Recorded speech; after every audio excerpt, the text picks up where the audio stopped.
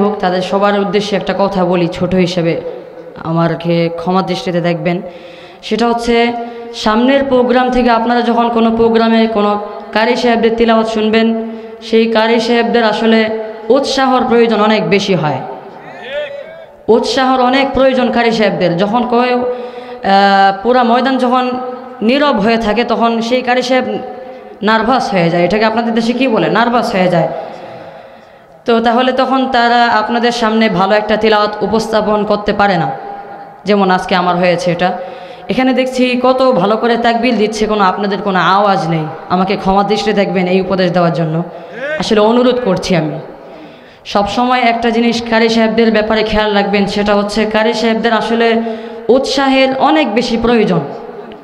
তাদেরকে সবসময় বেশি বেশি উৎসাহ দেওয়ার দরকার। আপনাদের যতটুকু মনের মধ্যে যতটুকু উৎসাহ আছে, সর্বোচ্চ উৎসাহ কারি সাহেবদেরকে দেওয়ার চেষ্টা করবেন ইনশাআল্লাহ। কে কে সামনে থেকে এই কাজটা করবো দেখি হাত তুলেন ইনশাআল্লাহ।